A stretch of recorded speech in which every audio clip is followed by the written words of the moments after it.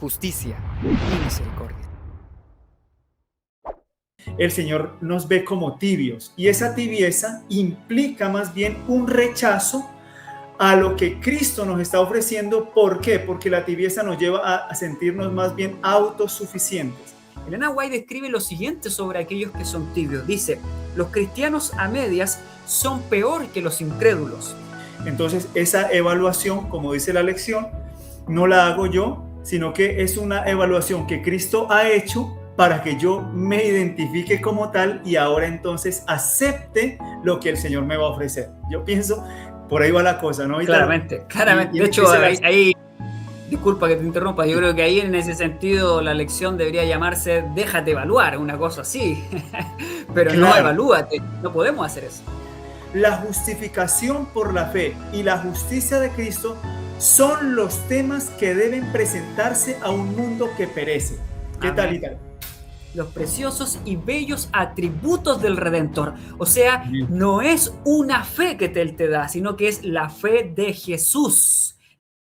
Sean todos bienvenidos a este primer capítulo donde estamos analizando la lección de la escuela sabática del segundo trimestre, pero de una forma particular. Vamos a hacerlo a través de la lupa, los ojos del mensaje de la justificación por la fe. Vamos a mirar la palabra de Dios bajo esta óptica y no otra. Vamos a analizarlo de esta forma porque creemos con toda fe y sinceridad de que este es el mensaje que debe ser dado a no tan solo a la iglesia de la Odisea, como es el capítulo que vamos a estudiar ahora, sino que también a todo el mundo cristiano y a todo el mundo que perece. Así es que les invitamos a compartirlo porque este mensaje es muy, muy especial y hace que, sin duda, la lluvia tardía llegue sobre nosotros y el fuerte pregón pueda ser dado también. Así es que les invitamos a compartir, a analizarlo con calma, con detenimiento, a la luz de lo que la misma palabra de Dios vaya enseñándole a cada uno. En esta ocasión vamos a comenzar y vamos a, en el nombre del Señor, tratar con Víctor, que se encuentra aquí junto a mí, Víctor Manuel Henao, mi hermano con el cual hemos compartido este mensaje, a poder hacerlo de forma sistemática durante toda la semana. Así que, Víctor, ¿cómo te encuentras ahora directamente desde Colombia? Muy bien, Ítalo, un saludo, Ítalo, que el Señor te bendiga y también a todos aquellos que van a ver el repaso de la lección, en este caso el comentario a este primer capítulo, a esta lección número 1, que tiene como título Evalúate. Vamos a tratar de llevar esa palabra a lo que Ítalo comentó, al mensaje de la justificación por la fe, cómo lo podemos interpretar, cómo la Biblia nos lo puede mostrar de esa perspectiva, ¿no? Es bien interesante. Así que sí, desde Colombia, gracias a Dios, estoy por acá en mi país. Muy pronto estaré de nuevo en Chile, así que podremos estar, yo creo que ya más juntos en el sentido de que podemos compartir la lección ya cara a cara, como dice la palabra. Así que bueno, que el Señor nos bendiga y nos pueda utilizar como instrumentos en esta hora. A ver, vamos a hacer una oración. Víctor, ¿qué te parece si tú la haces? Por supuesto, vamos a orar.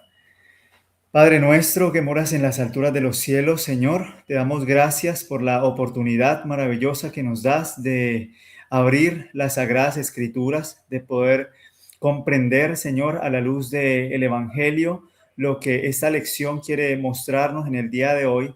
Y pedimos, Padre, la dirección de su Santo Espíritu. Pedimos que por favor usted nos sostenga y nos guíe al conocimiento de toda verdad que es en Cristo Jesús. Acompáñanos, Señor, rogamos por a todos aquellos que van a ver esta lección puedan ser edificados, Señor, y puedan ser aquellos que también se deleiten en contemplar a Cristo y su justicia. Agradecemos todo eso, Señor, y te lo pedimos en el nombre de Jesús. Amén. Amén.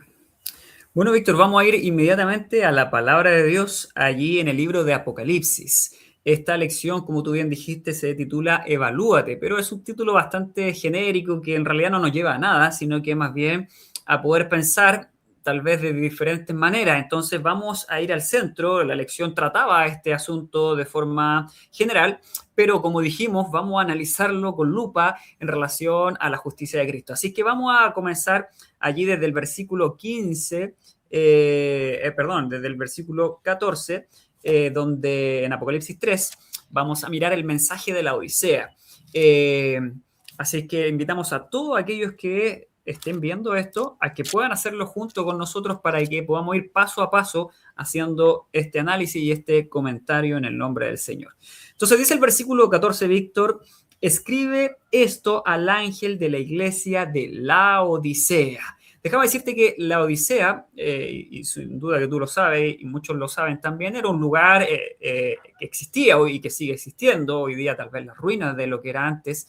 Laodicea era un lugar muy particular, ya que en las montañas de Laodicea habían aguas termales. Estas aguas termales eran traídas a través de conductos hasta el pueblo, digamos, de Laodicea, donde estaban ubicadas las personas, y cuando llegaba esta agua caliente hasta el lugar, ya llegaba tibia, evidentemente, por la distancia. Cuando se bebían estas aguas, producía un tipo de náusea o de vómito al beberlas literalmente como llegaban. ¿Te fijas? O sea, el símbolo, así como Jesús muchas veces lo hacía con las parábolas que cuando él estuvo en la tierra, esta historia no es distinta. ¿Ya? Ya que es revelada de parte del mismo mensajero celestial, que es cual es Cristo, a Juan. Entonces, este testigo fiel anuncia que aquí existe una especie de desprecio producto de la condición que ocurre en este caso del contexto en el cual ellos vivían. Entonces, acercaba el mensaje un poquito más a las vivencias personales. De hecho, si nos recordamos la lección anterior, Pablo describe tres veces le dice ahí en el capítulo 4 de Colosenses, 3 veces a estas personas, por ejemplo, en el versículo 15, el capítulo 4, saludo a los hermanos que están en la Odisea. Luego en el versículo 16 dice, haced también que se lea en la iglesia de la Odisea. Y luego vuelve a repetir, y que la Odisea lean también. O sea, 3 veces menciona a los laodicenses para poder ver lo que Pablo habla, que es un mensaje de justicia, específicamente. Entonces, aquí estos laodicenses son muy importantes, ya que Elena White los menciona como que nosotros, como adventistas en particular, somos la iglesia de la Odisea. Ahora vamos a ver en qué contexto, de qué forma nosotros somos la Odisea y si somos aquello que se describe acá, cómo es que se debe salir de este contexto, ¿ok? Y con eso vamos a leer el versículo 15 y lo vamos a comentar. Víctor, te doy la palabra. Dice, esto dice el amén, el testigo fiel, el verdadero, que dio inicio a todo lo que Dios creó. Qué importante es esta introducción. Víctor, ¿quién es testigo fiel y a qué nos llevan estas características? El amén, el testigo fiel, el verdadero, el que dio inicio, el creador, por su palabra hizo las cosas. ¿Qué nos lleva a esto en términos de lo que es la justicia de Cristo a nuestra mente? ¿Y qué nos dice el Espíritu Santo? Sí, Talo, qué bueno el punto que tú comenzaste a introducir con respecto a lo que era la Odisea. Solamente agregar también algo a eso, que era una ciudad muy rica, también producía una tela muy costosa y además de eso también producían colirio. Era muy famoso por la medicina, ¿no? Así que también, además de eso, sufre un terremoto en un tiempo de la época que destruye esta ciudad. Y pues como tenían tantas riquezas, ellos no recibieron o no quisieron recibir ayuda alguna de nadie. Así que ellos, en ese sentido, era una iglesia, ya como lo vemos, autosuficiente, o una ciudad autosuficiente, ¿no? Y claro, por eso es que el Señor entonces toma todas estas características y ahora las va a aplicar, como bien tú dijiste, al pueblo de Dios, a la iglesia de Laodicea. Ahora, lo interesante de esto, Ítalo, es que, como bien dice la lección, la palabra evalúate, más bien nosotros deberíamos verla o ver esta evaluación más bien basada en reconocer y aceptar el diagnóstico que el testigo fiel hace a la iglesia. En eso más bien consiste la evaluación. Porque si nosotros podemos ver a la luz del texto de Apocalipsis 13, la evaluación que nosotros nos hacemos tiende a más bien a mostrarnos como que somos ricos y no tenemos necesidad de nada. Esa es la evaluación que nosotros podríamos hacernos humanamente, es decir, no nos vemos ninguna necesidad de ninguna cosa. Entonces, si no vemos ninguna necesidad de ninguna cosa, pues viene el testigo fiel, como bien tú decías, el testigo fiel y verdadero. ¿Quién es el testigo fiel y verdadero? Cristo.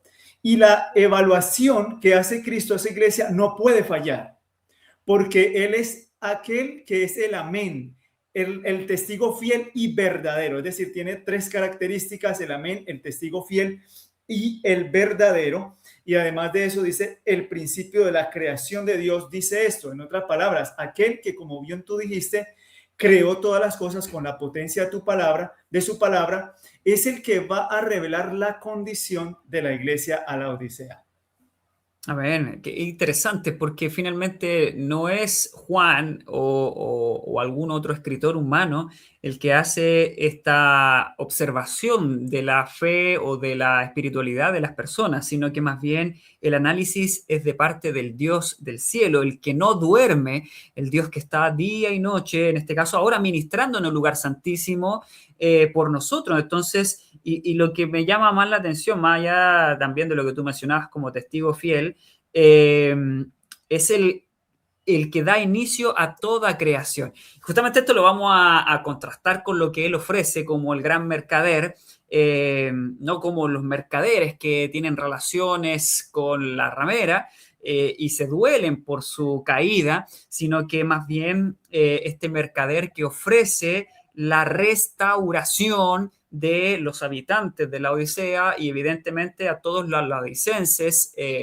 podríamos decirlo así, espirituales de nuestro tiempo, que somos nosotros. Entonces dice el versículo 15, esto dice Cristo, sé todo lo que haces. Esto es muy interesante porque esto está enmarcado en el gran conflicto, es decir, hay un juicio por el cual todos nosotros estamos pasando, que es el juicio investigador, y este juicio va a terminar definiendo quién es justo delante de Dios y, como dice la palabra, que siga siendo justo, y quién es injusto y que siga siendo injusto todavía.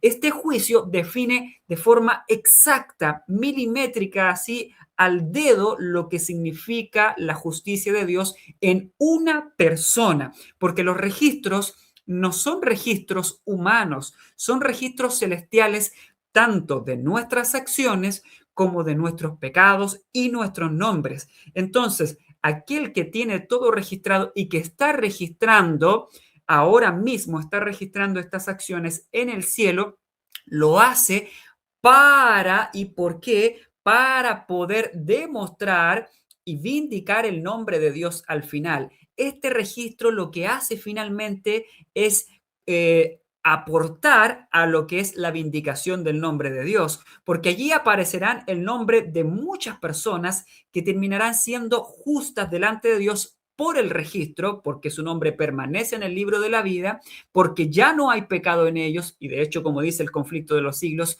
como que si nunca hubiesen cometido pecado, y sus obras justas hablan por ellos. Pero lo interesante es que no son sus obras, sino que son las obras de Dios en ellos. Eso es lo que Dios observa día y noche y lleva a sus registros celestiales. Nosotros, dice allí en este capítulo, juicio investigador, más o menos al final del capítulo, dice que debiéramos sentir temor, temblor, al experimentar o entender o tener una vislumbre quizás de lo que los ángeles hacen en este trabajo. Jesús se lo dijo a Natanael en palabras bien simples: ahora veréis a los ángeles subiendo y bajando por esta escalera, la cual era él mismo. Entonces, a través de Cristo y por Cristo, el testigo fiel, es que se puede llevar a cabo este proceso.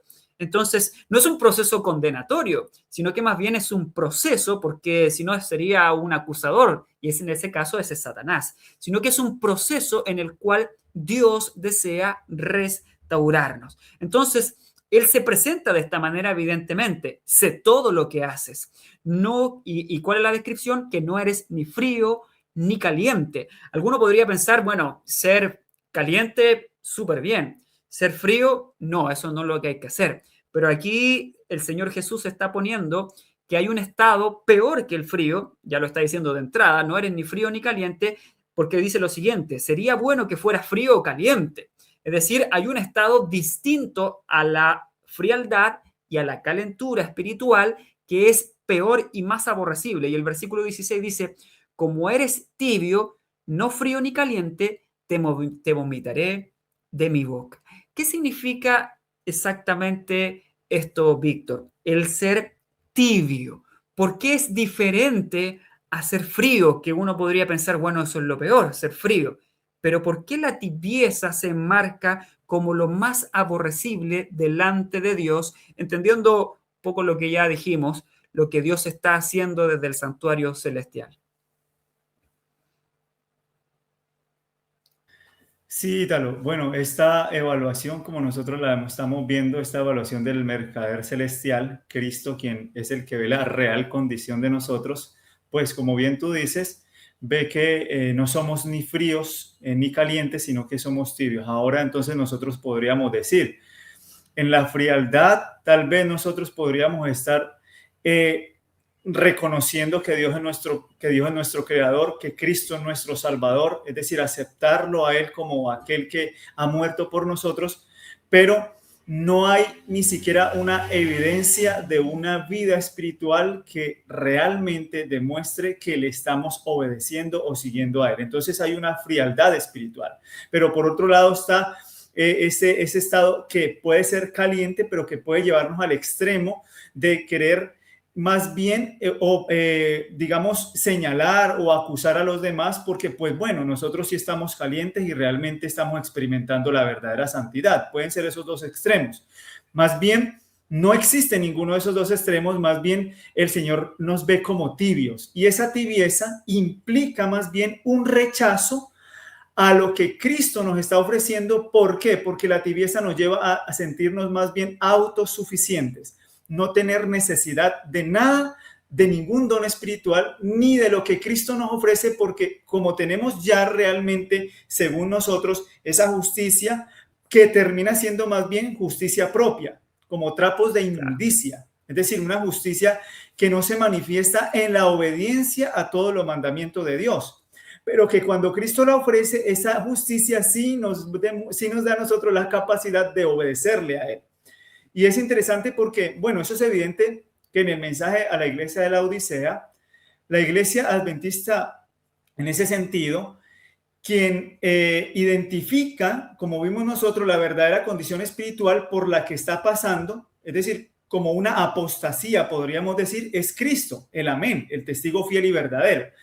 De esta manera, pues nosotros podemos estar seguros de que no somos nosotros los que nos evaluamos. Esa evaluación que el Señor hace es una realidad de la autosuficiencia y de la justicia propia que revela nuestra desnudez. Es decir, la desnudez de cada uno de nosotros, y podríamos decir de toda la iglesia. Es Él quien dice que somos la Odisea. Él es quien lo dice. Y si nosotros no nos arrepentimos, dice la palabra de Dios, entonces que Él nos va a vomitar. En otras palabras, no nos podrá defender en el juicio, como bien tú dijiste, Ítalo. Por eso es interesante ese punto que tú tocaste. Hay un Salmo 7, versículo 11, que dice: Dios es el que juzga al justo, y Dios está airado todos los días contra el impío. Entonces, qué interesante que aunque Dios es el que juzga al justo, también nos muestra que todos los días Dios está airado con el impío. En otras palabras, si yo permanezco en el estado de la Odisea, pues ¿qué pasa? Dios está airado conmigo. Dios está a punto de vomitarme. Y esto no es casualidad entonces que el mensaje de la Odisea se dé en el tiempo del fin, en el contexto del día de la expiación. Por lo que no hay otra forma de ser transformados si no es por la justicia de Cristo, ya que Dios, pues, querido Ítalo, no aceptará otra cosa. Y es por esa razón que Él reprende, como dice el versículo, y castiga. Dice: yo reprendo y castigo a los que amo. En otras palabras, solo el carácter de Cristo en nuestra vida, manifestado en la obediencia a todos los mandamientos, será lo único que Dios aceptará. Por eso Dios nos muestra esa condición. Tibieza espiritual, es decir, un rechazo constante a la justicia de Cristo y al verdadero poder del Evangelio. Amén, amén. Bueno, de hecho, el Romanos 5, que lo hemos analizado también el trimestre pasado, donde se menciona allí que, dice el versículo 9 de Romanos 5, mucho más ahora, estando ya justificados por su sangre, por eso seremos salvos de la ira, porque si siendo enemigos fuimos reconciliados. Entonces, el estado en el cual la persona se encuentra cuando está en pecado es enemigo. No es así como un enemigo, un amigo más o menos, o un cristiano a medias. No, es enemigo. Y es el estado de tibieza al que se menciona acá. Porque el que es frío lo podríamos catalogar como alguien que decide abiertamente abandonar el evangelio e irse o al ateísmo, o podríamos mencionar incluso al hombre de pecado. Él abiertamente, él no está engañado, él decide hacer estas cosas como persona, ¿cierto? Y él que es caliente decide entregar todo en el nombre del Señor, al punto en el cual, como dijo Jesús, el que deja hasta padre, madre, casa, hermanos, tierra, negocios, todo lo deja en su nombre, ese tendrá recompensa en el nombre de Dios. Por lo tanto, hay un extremo total en cada uno de los lados, pero el que es tibio se pone en una situación en la cual quiere mantenerse tanto de un lado como del otro. En la Carta 44 de 1903, Elena White describe lo siguiente sobre aquellos que son tibios. Dice, los cristianos a medias son peor que los incrédulos, pues sus palabras engañosas y su posición evasiva descarrían a muchos. Es decir, no se la juegan por nada, sino que se mantienen en un lado, se mantienen en el otro. Entonces, el incrédulo se muestra tal como es, no tiene ningún problema en hacerlo. El cristiano tibio engaña a ambas partes. Ni es buen mundano, ni es buen cristiano. Satanás, y esto es lo más terrible, Satanás lo usa para hacer una obra que ninguno otro puede hacer. Por lo tanto, ese es el tibio. El tibio realmente está haciendo la obra de Satanás dentro de la iglesia, porque el tibio no obra fuera de la iglesia, el tibio está dentro del pueblo de Dios y es el que termina catalogándose como la cizaña cuando ocurre el zarandeo. Este es el tibio, el que no acepta el mensaje del testigo fiel a la reprensión. No lo acepta, no acepta que él no es justo delante de Dios. Pero el tibio cree que es justo porque tiene ciertas cositas, pero se está engañando a sí mismo. Por otro lado, también, en 1902, en Mensajes Selectos, Elena White dice también, el estudiante de la palabra se encuentra inclinado sobre una fuente de agua viva. Esto es lo que sucede siempre con el que estudia la Biblia.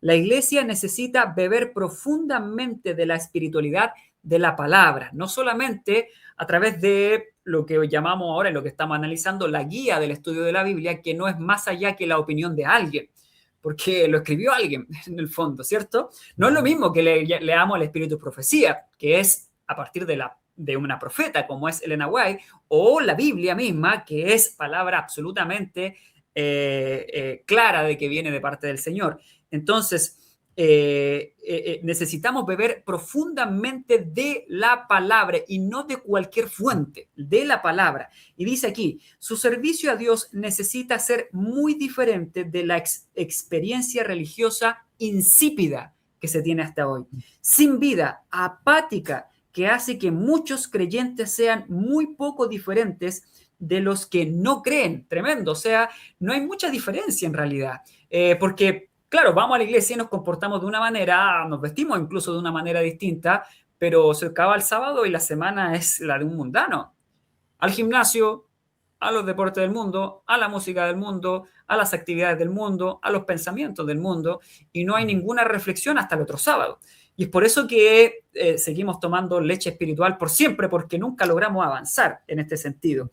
Y dice, y son muy similares en espíritu, dice acá, a los inconversos.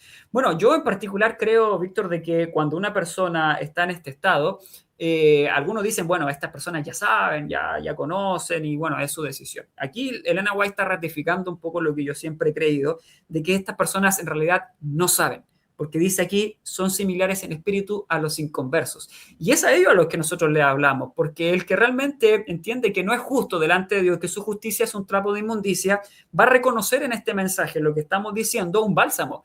Va a entender de que esto es un salvavidas, porque Dios lo que está haciendo es eso. Finalmente, mostrándonos nuestra condición con gemidos indecibles, como dice Romanos 8, a partir de lo que hace el Espíritu Santo, una obra sobrenatural sobre el ser humano, porque nosotros no pedimos al Espíritu Santo, no lo pedimos, Él está obrando de manera particular, como Dios está impulsándonos al arrepentimiento y luego de justicia, dice Juan 16, es decir, nos lleva delante de Cristo y Hechos dice allí también que es Cristo, el que da arrepentimiento a Israel. Entonces, Él da todas esas cualidades. Finalmente, el versículo 17 del capítulo 3, en torno al análisis que hace el testigo fiel, dice, tú dices que eres rico, que ya tienes todo en abundancia. Esto tú lo dijiste al principio. Ellos se creían ricos por el contexto en el cual vivían y esto lo llevaban a un tema espiritual, obviamente, y que no necesitas nada.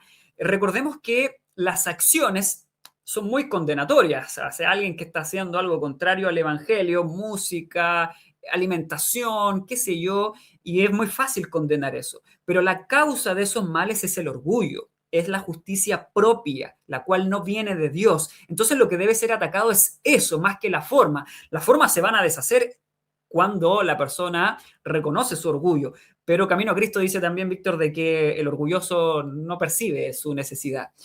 Entonces, es por eso que necesitamos esto. Dice, no necesitas nada, pero no te das cuenta de que en realidad eres desventurado, miserable, pobre, ciego y desnudo. Entonces, aquí Jesús no solamente nos deja con un análisis de tibieza, de vomitable delante de Dios, sino que hace una descripción muy puntual de aquello que somos, que es el orgullo humano, la justicia propia humana, el ego y todas esas características que podríamos graficar acá, como lo es el ser miserable, desdichado, pobre, ciego y desnudo.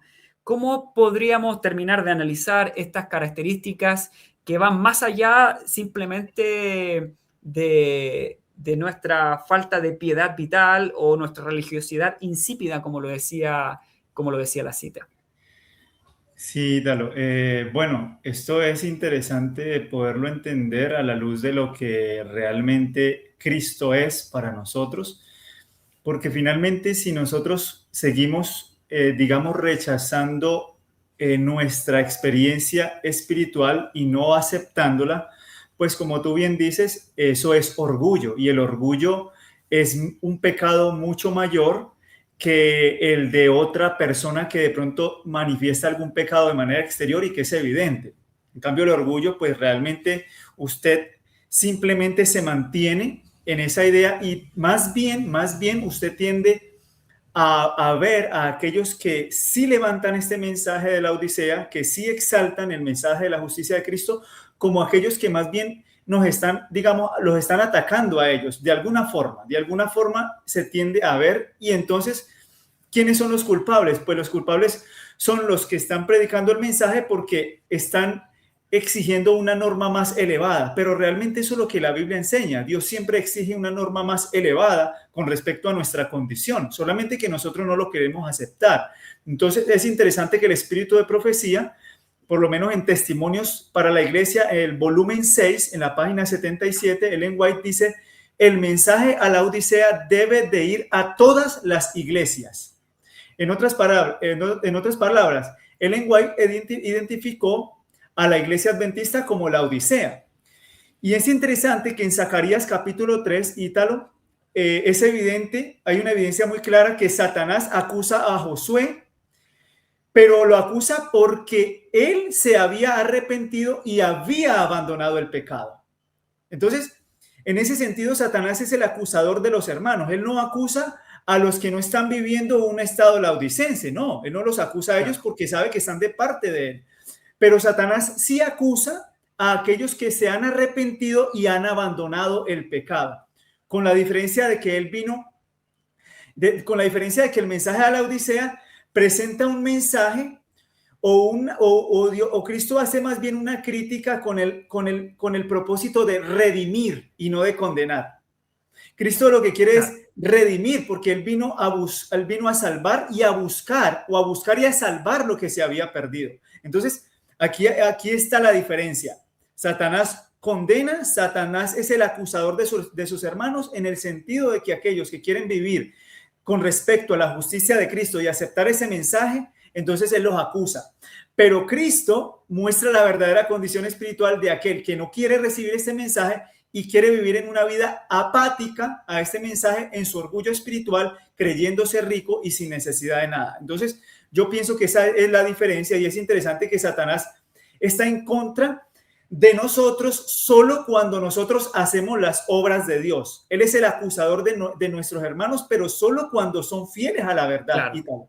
Entonces, es necesario entonces entender que ese es el mensaje del tercer ángel, el mensaje de la lluvia tardía, el mensaje de la presencia del Señor. A mí me parece algo muy interesante, Ítalo, porque, por ejemplo, en Primeros Escritos, en la página 85, Ellen White dice, el mensaje del tercer ángel es la lluvia tardía o refrigerio de la presencia del Señor. En otras palabras, el mensaje a la Odisea, ¿qué me está diciendo a mí? Compra de mí, lo que vamos a leer ya ahí más adelante, que eso yo creo que ahí lo vamos a empezar a desarrollar. Pero cuando él ofrece eso, él lo que me está ofreciendo es todo aquello que yo necesito para tener la presencia de Cristo en mí. Porque la presencia de Cristo en mí va a hacer que yo pueda manifestar todo aquello que implica una obediencia a la ley de Dios y un alejamiento del pecado en un verdadero arrepentimiento. Entonces, lo que quiere decir es que nosotros debemos reconocer y aceptar la evaluación que Cristo nos hace, y en ese sentido, el mensaje del tercer ángel, el mensaje de la justificación por la fe, ha de ser aceptado como la lluvia tardía que trae la presencia de Jesús a nuestra vida. Y eso yo pienso que ahí lo que vamos a empezar a desarrollar.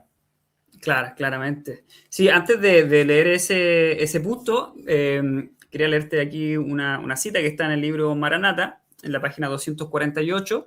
Es un paréntesis solamente en relación a la condición y en relación a lo que Cristo vamos a leer ahora enseguida, de lo que Él ofrece. Dice aquí, el sello de Dios vivo solo será colocado sobre los que son semejantes en carácter a Cristo. Hablamos siempre del sábado, pero el sábado es parte de la ley, y la ley es el carácter de Jesús, en esencia, ¿cierto? Es la personificación de Cristo. Por lo tanto, es a Cristo quien se recibe, finalmente. Wow. Le será... la cera recibe la impresión del sello, y así también el alma debe recibir la impresión del Espíritu Santo y conservar la imagen de Cristo. Esto es lo que debe suceder. Muchos no recibirán el sello de Dios porque no guardan sus mandamientos ni dan los frutos de justicia. Esto también lo vamos a ver en el nombre de Dios en Juan 15, un poquito más adelante. Entonces dice, la gran masa de llamados cristianos sufrirán un amargo desengaño en el día de Dios. Algunos creerán hasta el final que de alguna manera su evangelio es correcto, y esto es muy triste finalmente, porque no se han dado cuenta hasta el último o se han mantenido engañados. No es que podrán excusarse delante de Dios, sino que no han querido rechazar su orgullo en esencia. No tienen sobre sus frentes el sello de Dios vivo, tibios e irresolutos deshonran a Dios mucho más que los incrédulos declarados. ¡Wow! Esto es tremendo. Luego dice un poquito más abajo, serán los que ahora reciban el conocimiento y la comprensión que se revela en la Biblia, la palabra de Dios. Y estos no debemos, por lo tanto, no debemos imitar a ningún ser humano. Esto es muy claro, porque la condición de la cristiandad es esta, específicamente del adventismo es esta nuestra condición, y somos parte, no nos salimos de la esfera, somos parte de esto, esta es nuestra condición. Por lo tanto, ningún humano es imitable, sino que dice aquí, no hay ningún ser humano suficientemente sabio para ser nuestro modelo. Debemos contemplar al hombre de Cristo Jesús, que es completo en la perfección de justicia y santidad. Su carácter es nuestro modelo. Al contemplarlo y al pensar en él se formará en nuestro interior la esperanza de gloria. Esforcémonos con todo el poder de Dios nos ha dado para estar entre los 140, mira, fíjate lo que dice acá, para estar entre los 144,000, solo los que reciben el sello de Dios viviente tendrán el pasaporte para pasar por los portales de la santa ciudad. Entonces, finalmente, ese análisis que Dios hace de pobreza, de ceguera, de desnudez, de miseria, ¿te acuerdas de la parábola de las bodas? Finalmente, aquel que entraba, los que fueron llamados eran los pobres. Entonces, nos está refiriendo a una pobreza de dinero. Evidentemente, era una pobreza espiritual, como lo dice la primera bienaventuranza, bienaventurados los pobres de espíritu. Ellos son los primeros que alcanzan la misericordia de Dios, porque el pobre en espíritu, el que reconoce esto, logra avanzar, de hecho, a la segunda bienaventuranza, bienaventurados los que lloran, porque entienden la pobreza y lo único que pueden hacer es llorar delante de Dios, o más bien suplicar al Dios del cielo. Y la tercera bienaventuranza es bienaventurados los mansos, porque el que reconoce su pobreza a partir del Espíritu Santo, llora delante de Dios suplicando y es transformado. El manso se deja transformar. Entonces, eso ocurre no en una persona que tiene dinero tangible, sino que es más bien pobre espiritualmente. Entonces, los apelativos que coloca acá Jesús en el versículo 17 de miseria, pobreza, ceguera, desdicha y desnudez son cuestiones espirituales plenamente. Y en ese sentido, para alcanzar el alto nivel de 144.000, porque eso es lo que se nos está animando, para alcanzar el sello de Dios vivo, que es su carácter, su justicia, su vestidura, para alcanzar esto, debemos salir de ese estado y pasar de esa condición.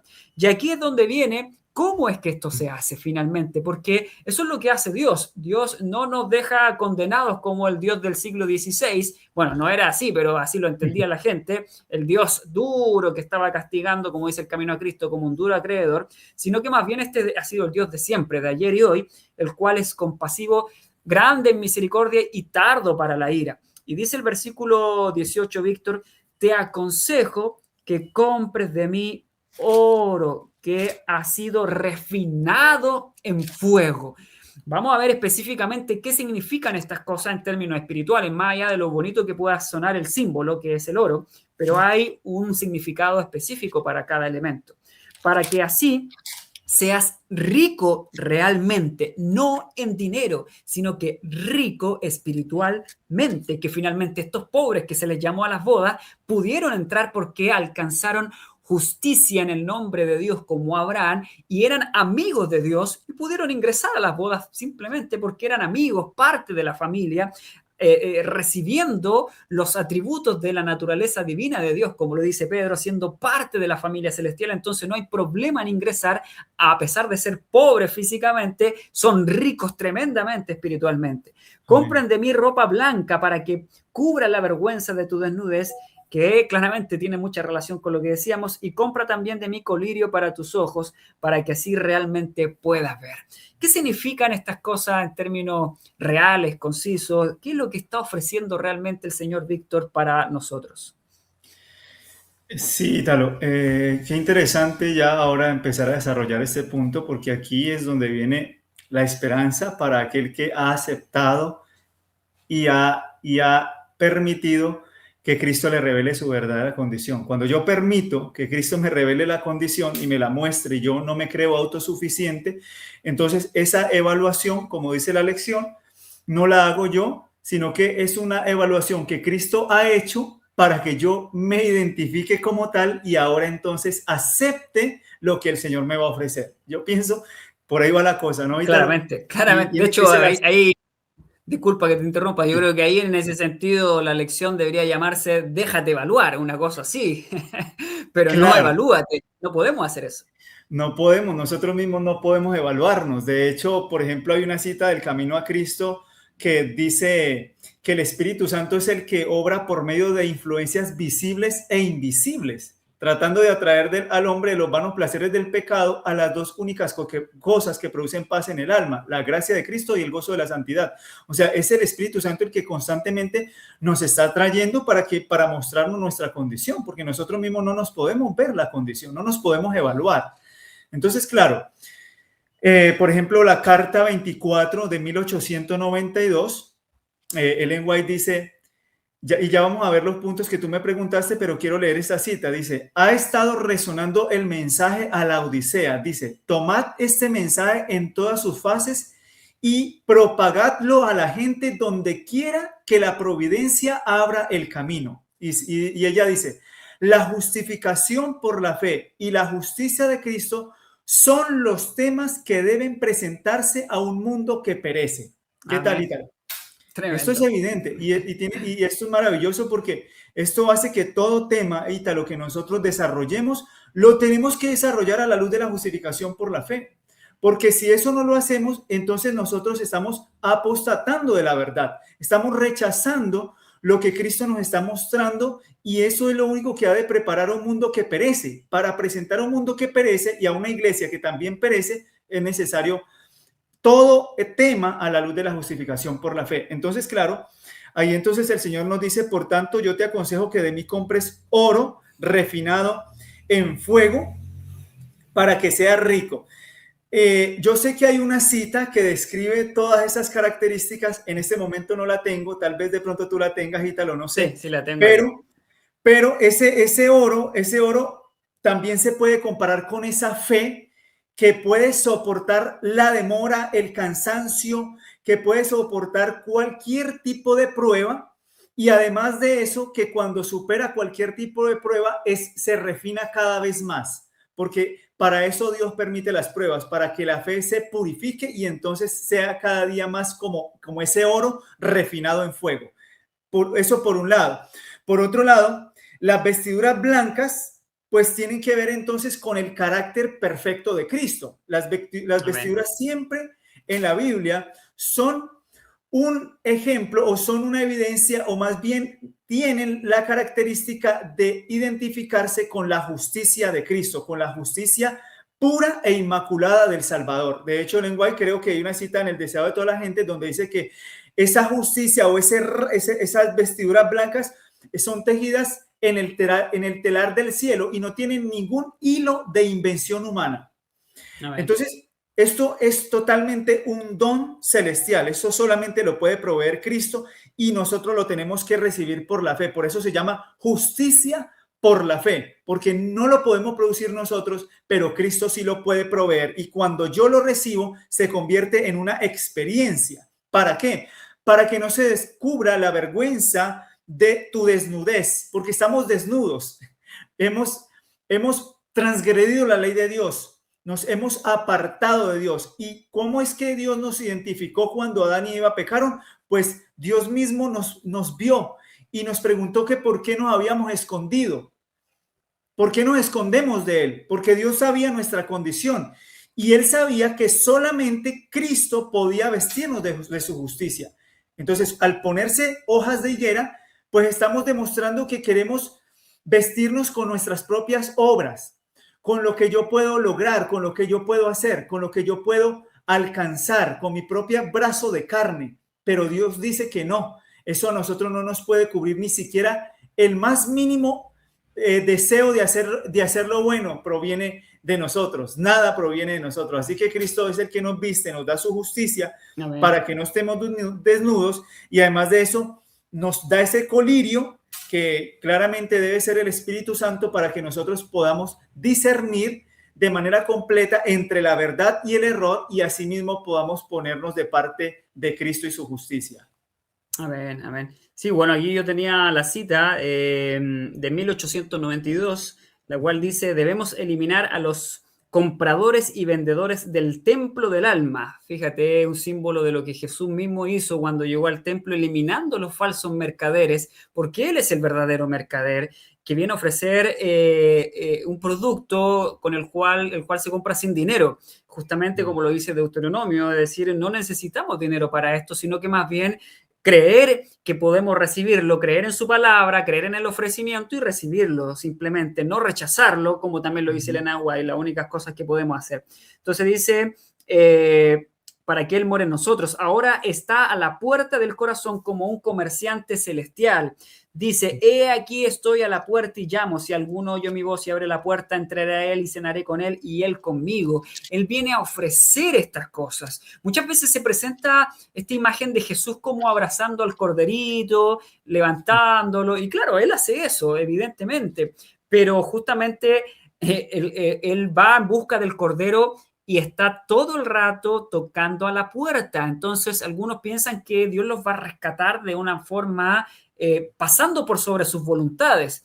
Esto es lo mismo que piensan algunos que seremos transformados en el cielo, pasando por nuestra voluntad. Nunca quisimos ser transformados en la tierra, bueno, y en el cielo Dios va a decir, bueno, los voy a transformar igual, aunque ustedes no hayan querido nunca. Eso no tiene sentido, no tiene ningún sentido. Entonces, Dios tiene que entrar y tomarnos claramente como esa imagen, yo no me pongo a eso, pero nos toma como un corderito porque le abrimos la puerta y Él limpia a la peniquebrada, Él venda justamente las heridas, Él nos lleva a mejores pastos y en ese sentido, Él está allí con nosotros y nos ofrece lo que tú decías. Dice, comprad de mí la mercadería celestial, comprad de mí el oro refinado en fuego. Y dice acá claramente lo que tú estás mencionando, que es la fe, pero también dice que es el amor. El amor, los preciosos y bellos, y fíjate que lo que dice, los preciosos y bellos atributos del Redentor. O sea, no es una fe que él te da, sino que es la fe de Jesús. La fe de Jesús.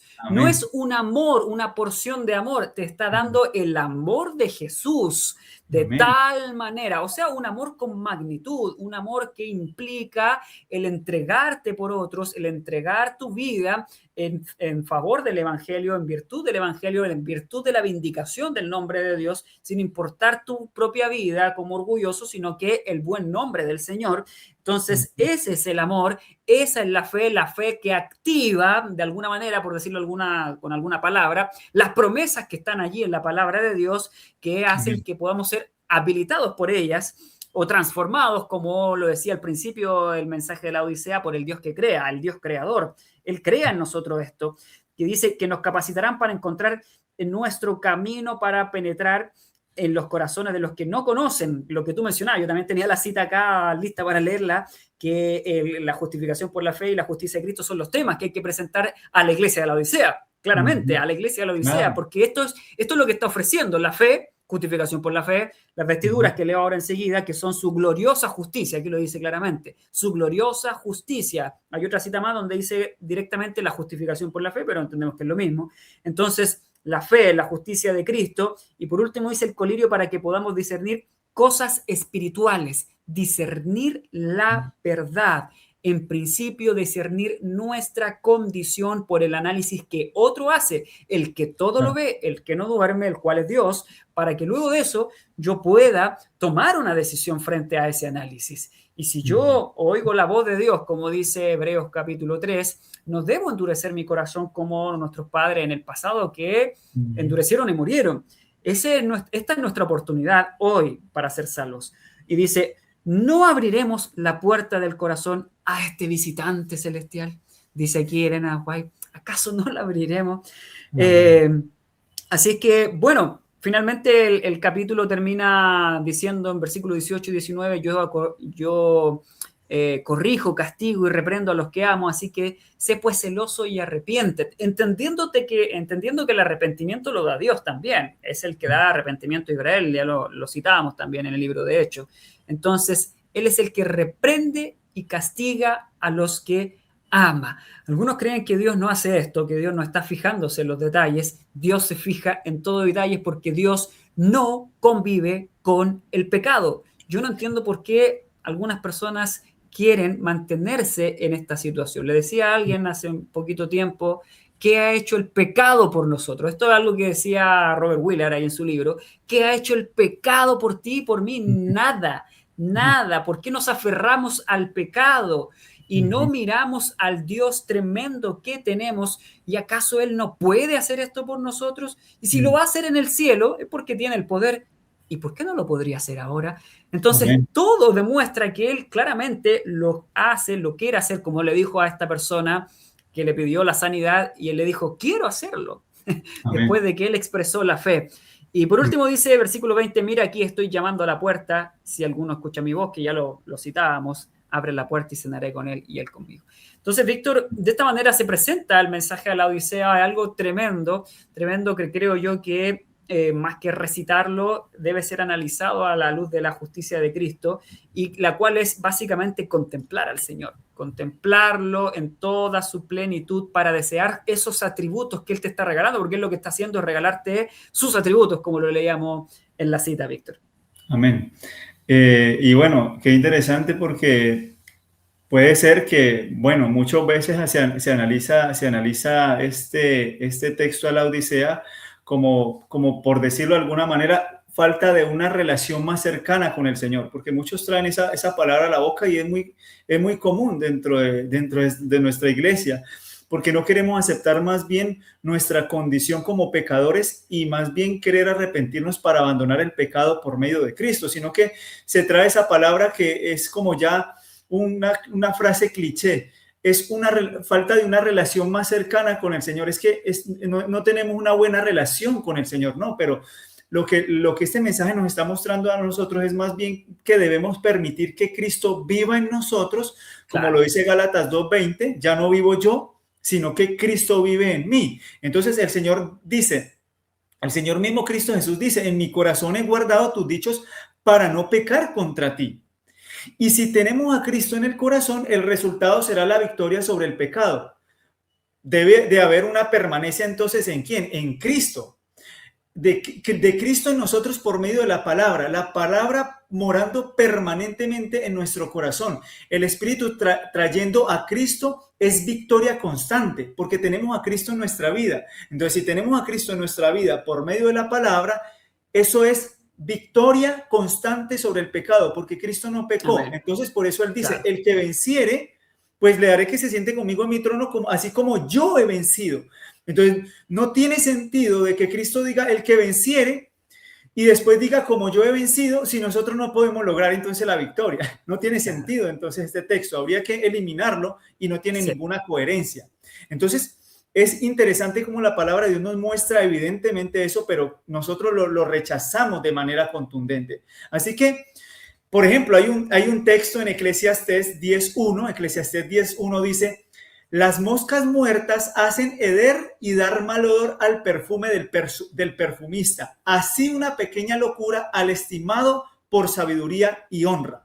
¿Qué quiere decir eso?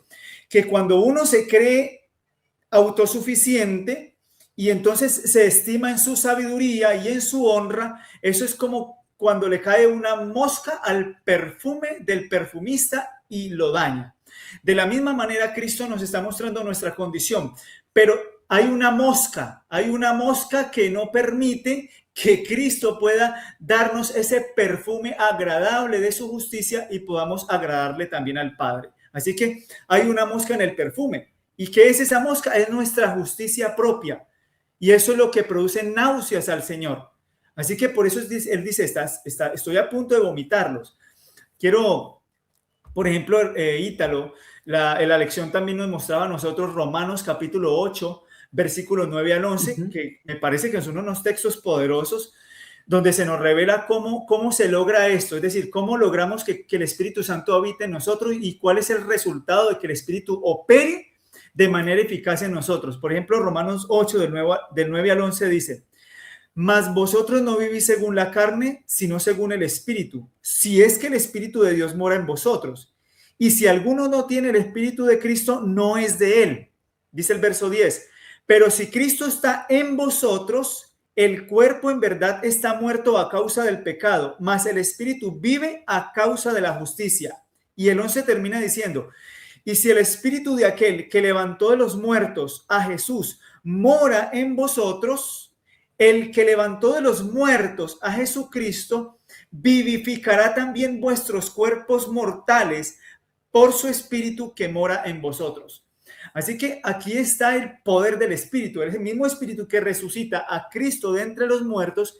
Es el mismo Espíritu que Cristo nos da para que podamos nosotros ser vivificados, para que podamos nosotros permitir que Cristo more en nosotros y así entonces poder revelarse como obras de justicia, porque ese es el propósito, para que nosotros, más el Espíritu vive a causa de la justicia, porque es la justicia lo que trae el Espíritu. Así que esta es una evidencia, Ítalo, una vez más, de lo que es el mensaje a la Odisea y del resultado que este produce.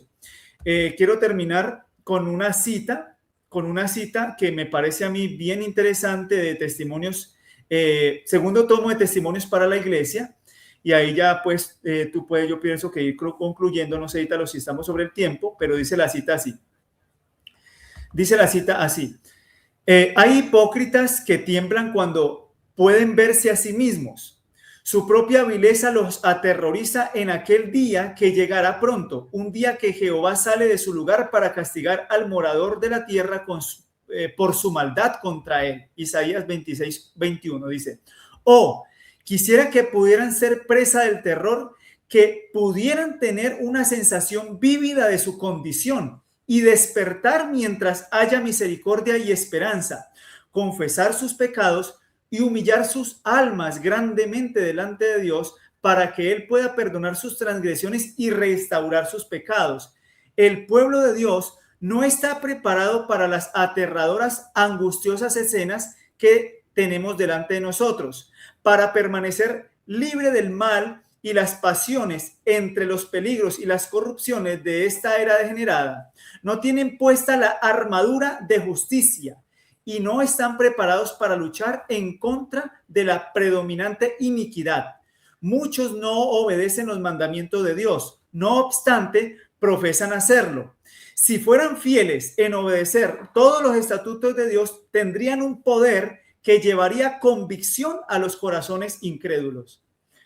Entonces, claro, ese es el propósito de que nosotros podamos recibir la justicia. La justicia de Cristo se manifiesta en la obediencia a todos los mandamientos de Dios, y teniendo ese poder, dice el Señor, es el Espíritu de profecía, entonces vamos a poder convencer a los corazones incrédulos. Esa es la única forma. Y claro, Ítalo, es evidente, no se puede rechazar eso y no se puede decir entonces que Cristo no puede darnos la victoria. Amén, amén. Bueno, tú decías, bueno, ya estamos concluyendo, pero en realidad no. Vamos a recordar nuevamente que esta escuela sabática la estamos analizando en torno al mensaje de la justificación por la fe. Sí lo vamos a hacer con todo el trimestre completo. Por lo tanto, no nos vamos a frenar por el tiempo.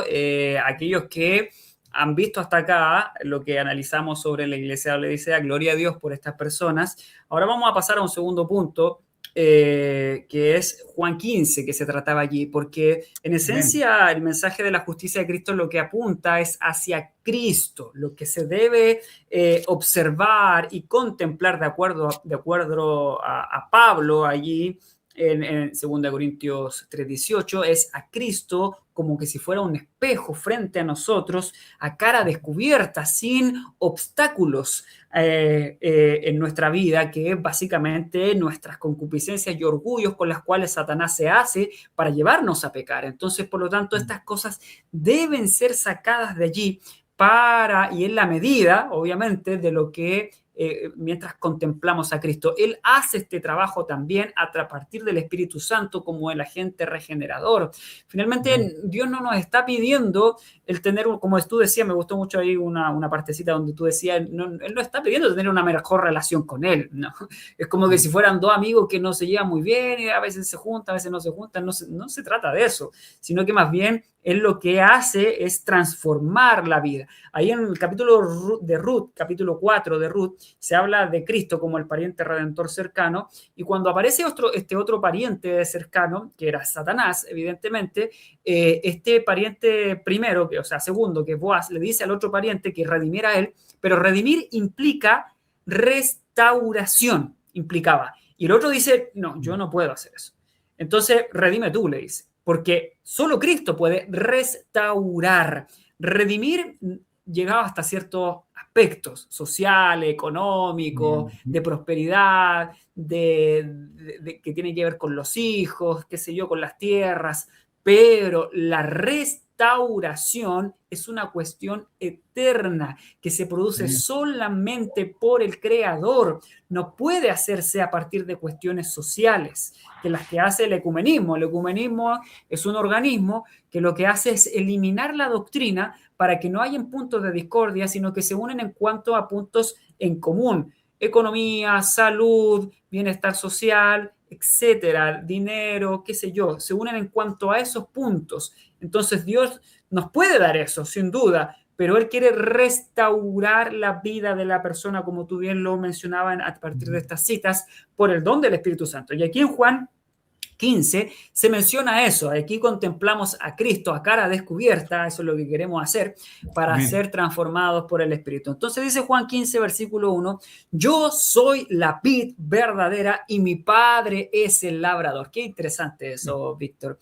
Él es la vid verdadera. La vid es el árbol en sí, es el árbol, las ramas, con la raíz, con todo, y el Padre el que hace la cosecha. Esto es muy interesante porque el Padre, en esencia, en la palabra de Dios no se presenta nunca. Es Jesús siempre el que se presenta.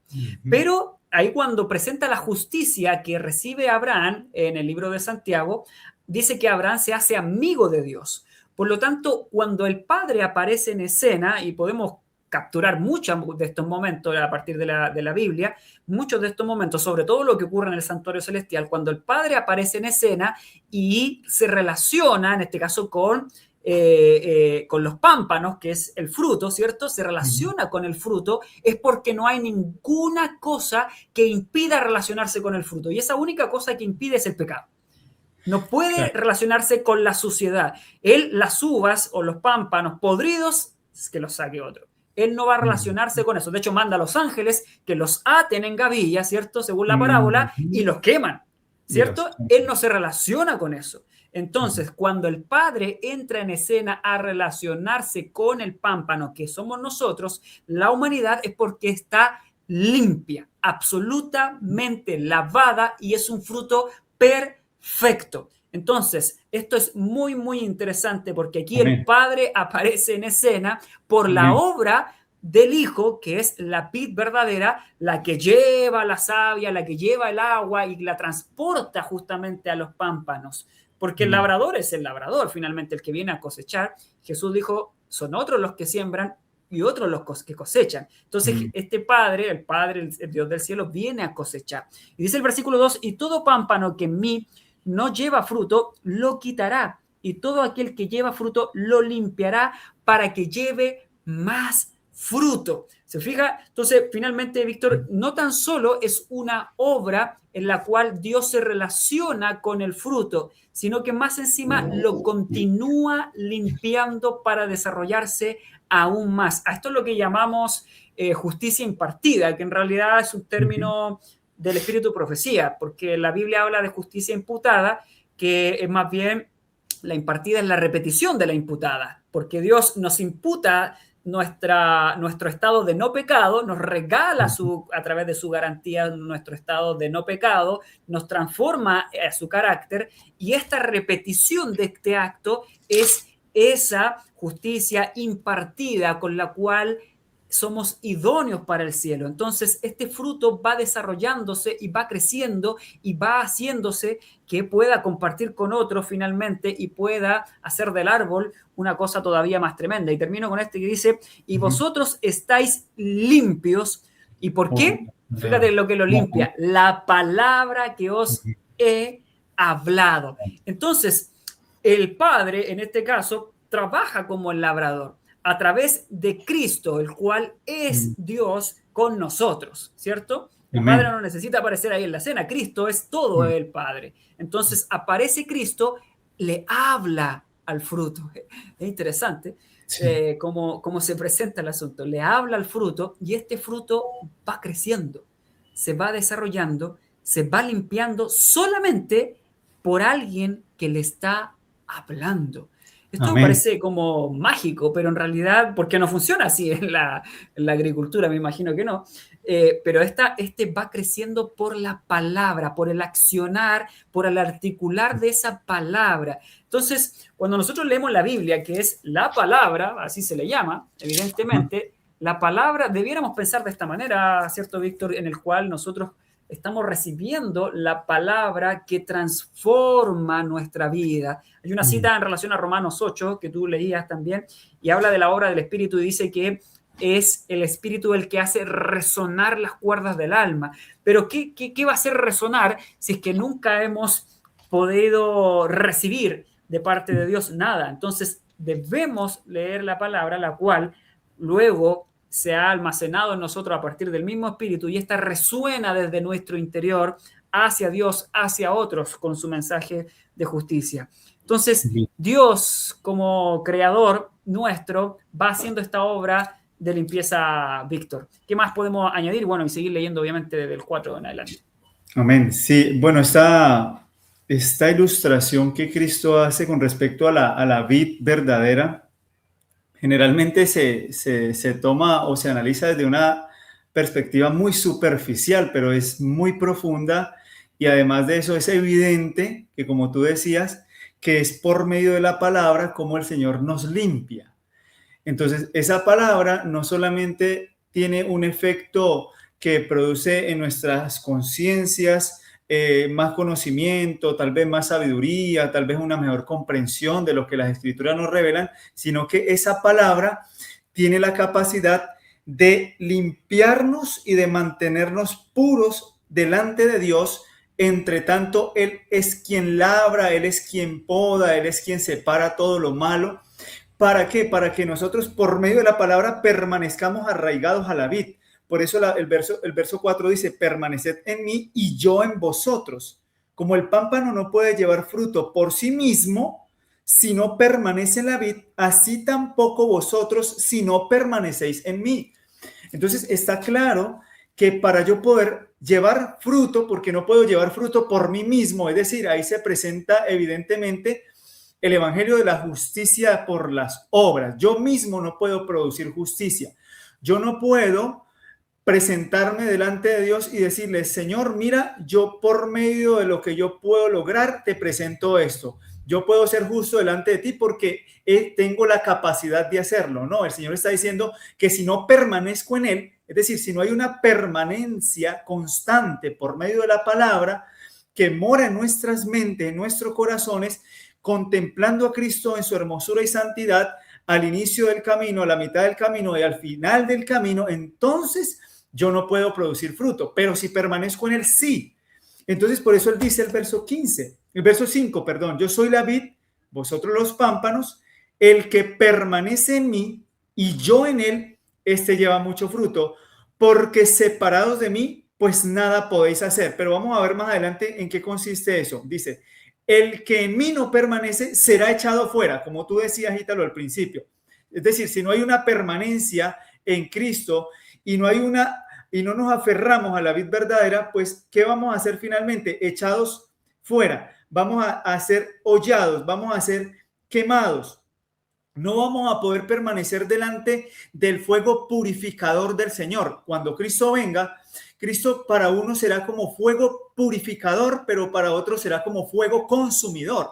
Entonces, finalmente, si el carácter de Cristo no se ha reproducido en nosotros por medio de esa permanencia, entonces ese carácter mismo de Dios terminará a nosotros eliminándonos para siempre.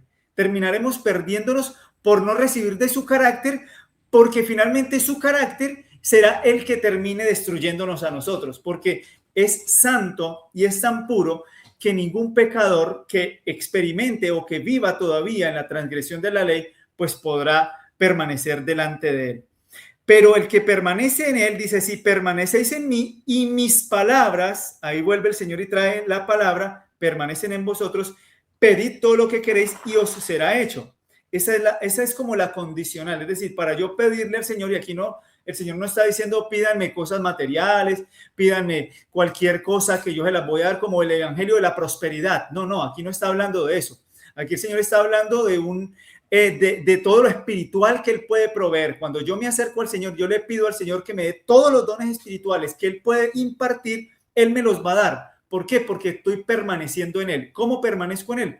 Por medio de la palabra, Ítalo. Y ahí entonces dice el verso 8, en esto es glorificado mi Padre. Es decir, no somos glorificados nosotros, sino que finalmente terminamos vindicando el carácter de Dios. Él es el que finalmente tiene que ser glorificado.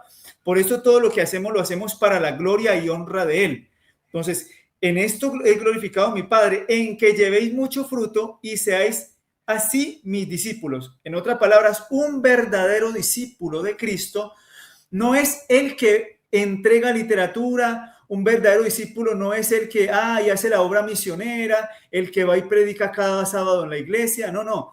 Un verdadero discípulo de Cristo es el que permanece en Él para que dé frutos de obediencia, frutos de justicia. Estos frutos tienen que ver con la ley de Dios, frutos en armonía con la ley de Dios perfecta para que para que el Padre sea glorificado.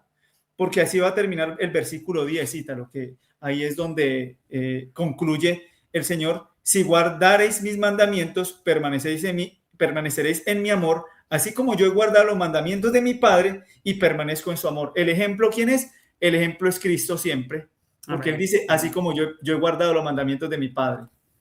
Amén, gloria a Dios, porque finalmente, como tú decías, toda la honra termina en el Padre, con el cual se comenzó el texto, que como labrador, como aquel que recibe finalmente a los redimidos, a los rescatados por Jesús, a los cuales Él lleva a partir del Espíritu Santo, son llevados hasta Cristo, al lugar santísimo, y son presentados delante de Dios allí en el cielo, y el Padre lo que ve es la sangre de Cristo, su justicia grabada y la cual ha lavado la vida de esa persona, ve a Cristo en ellas y las acepta finalmente. Por eso el texto habla de esto. Y el versículo 9 decía, como el Padre me ha amado, así yo os he amado, permaneced en mi amor. Es interesante porque 1 Juan 4:19 dice, nosotros le amamos a Él porque Él nos amó primero.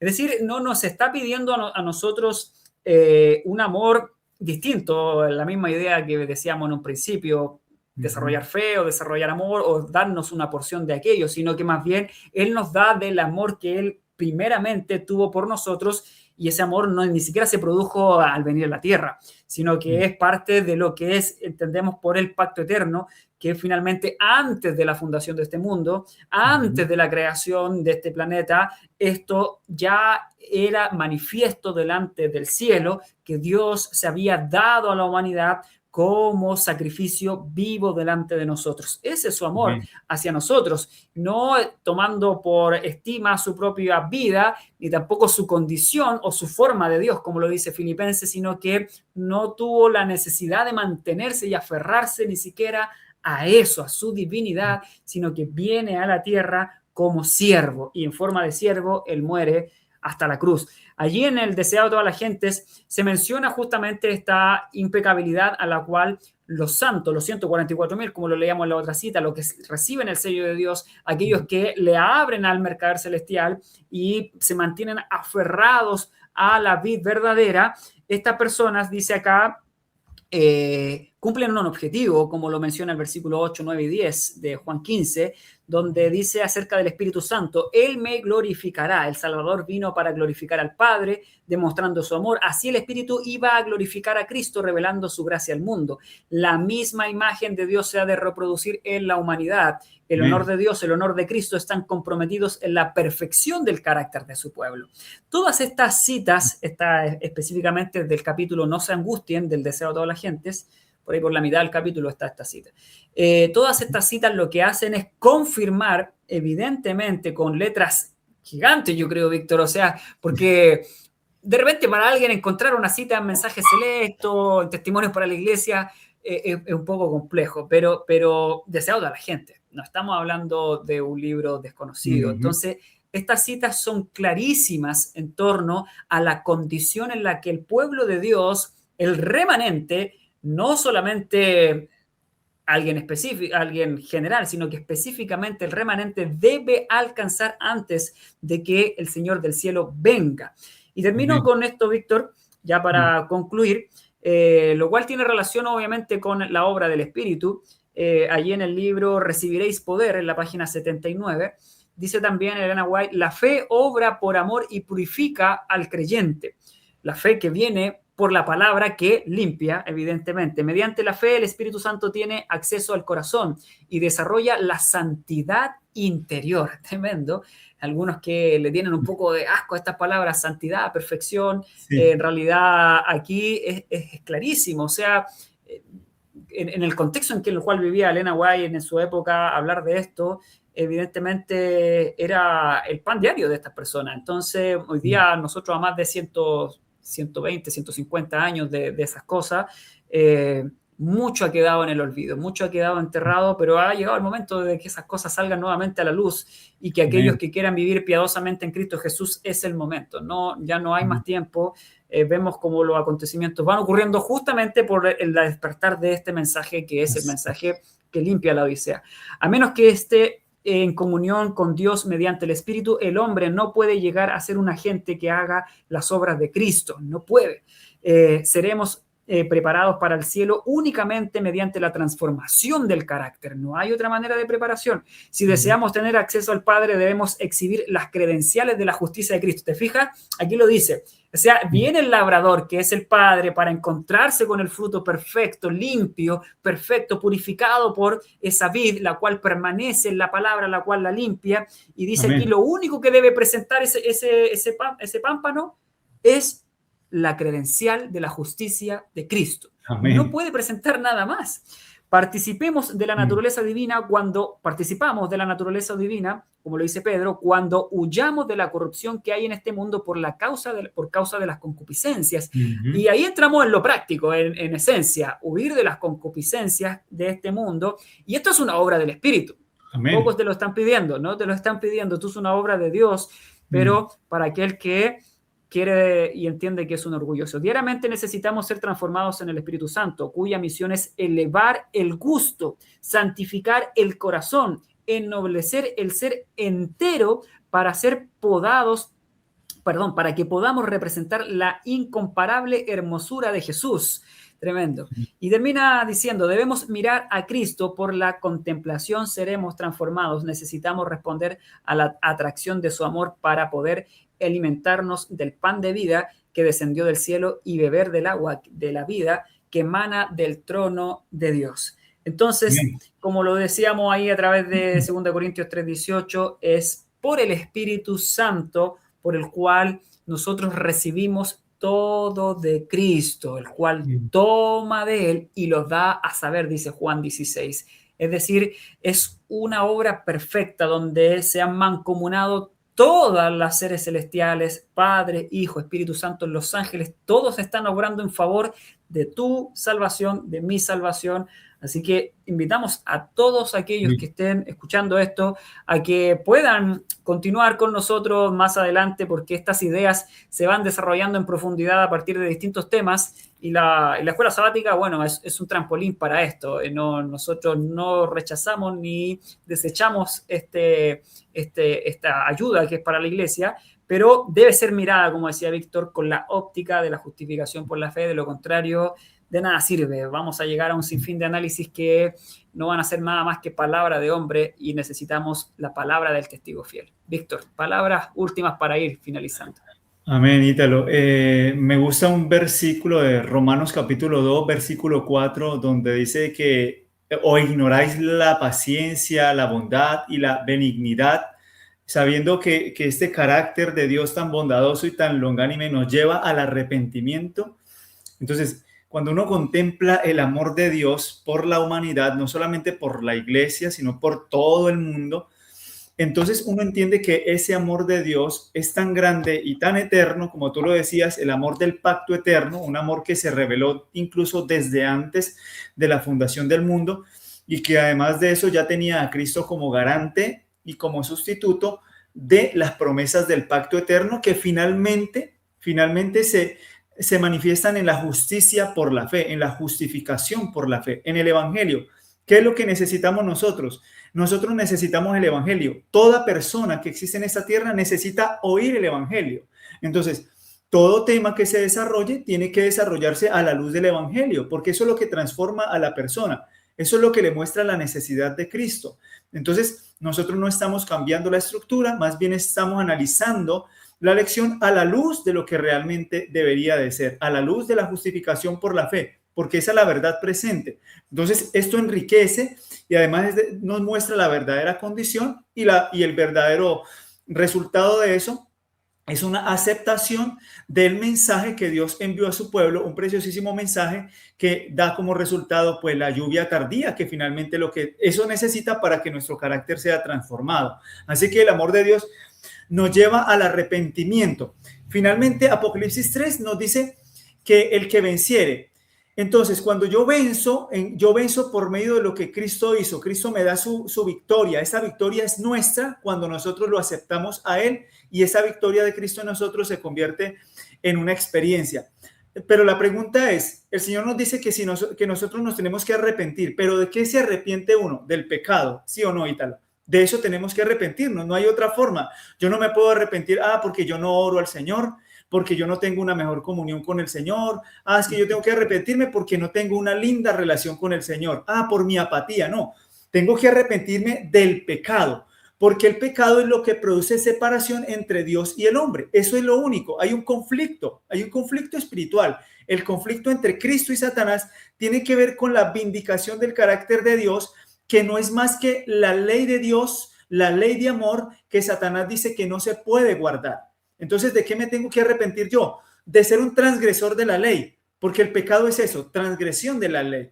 Entonces, en ese sentido, cuando yo me arrepiento, y sobre eso es que el Señor me quiere dar la victoria, así como Él ha vencido, entonces nosotros podemos vencer. Así que el Señor nos sostenga, que el Señor nos ayude, que podamos seguir edificándonos en la roca que es Cristo Jesús.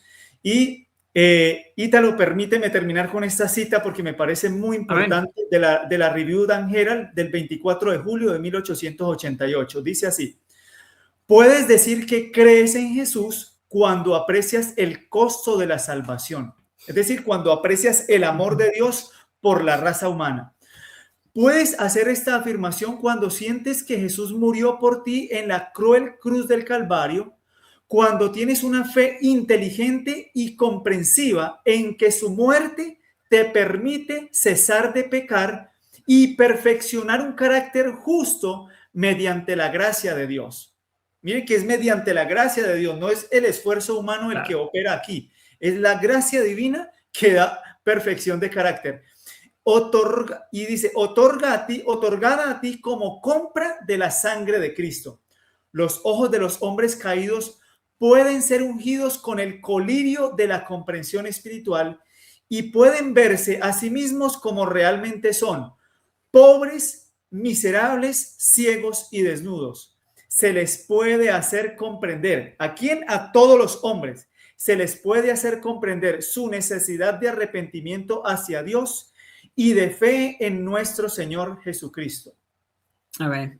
Es una muy buena cita y bueno, amén. Maravilloso, sí. El espacio que el Señor nos ha dado, Ítalo, y que podamos seguir avanzando en estos estudios de la lección. Amén. Bueno, vamos a orar por el mensaje que Dios está dando en este tiempo. Creemos que esto ha hecho desencadenar los acontecimientos finales. Algunos ven los acontecimientos finales y se fijan en ellos, pero esto es lo que desencadena, no por nosotros dos, sino que porque esto está ocurriendo en muchas partes y sabemos que hay muchas personas que están esperando un mensaje como este, por eso que también nos animamos a hacerlo, para que ustedes lo estudien y lo revisen y lo compartan con otros también y podamos ser todos edificados para que como un solo cuerpo podamos avanzar de concierto en esta vindicación que es un honor absolutamente poder desarrollar en el nombre del Señor. Vamos a orar para que Dios nos acompañe también. El Señor del cielo, le rogamos, Padre, que usted bendiga a cada persona que ha escuchado este mensaje, que lo atesore en su corazón, que pueda a través de él ser remecido en cuanto a su propia vida, en cuanto a su propio carácter, el cual no es aceptable para Dios. Usted que todo lo ve, todo lo escudriña, todo lo analiza y todo ha sido registrado en el cielo en cuanto a lo que somos, Dios. Ayúdenos, Dios, a mirar esos registros y repudiarnos a nosotros mismos, para que así podamos desear abrir al mercader celestial, el cual tiene a disposición las credenciales de justicia con las cuales el labrador podrá tomarnos en sus manos. Le pedimos, Dios, de que usted pueda hacer esto por nosotros, porque estamos entendiendo a partir de esto que es imposible que lo podamos hacer y no es lo que usted desea retener cuando venga por nosotros. Le pedimos, Dios, que bendiga a los hermanos, a la iglesia, a aquellos que están estudiando en la escuela sabática también, para que puedan mirar esto y puedan encontrar un bálsamo para sus propias vidas. En el nombre de Jesús, amén. Amén. Bueno, Víctor, que Dios te bendiga y nos vemos ahí en una próxima oportunidad para grabar para también analizar el segundo tema, el cual se titula Conociendo a Dios. Esto creo que va a estar todavía mucho más interesante. Esto ya fue tremendo, pero vamos a seguir en el estudio de Dios, finalmente de Cristo, porque dice la palabra que la vida eterna está en conocer a Dios y a Jesucristo como el único Dios verdadero. Así que nos despedimos. Nos vemos en una próxima oportunidad. Justicia y misericordia.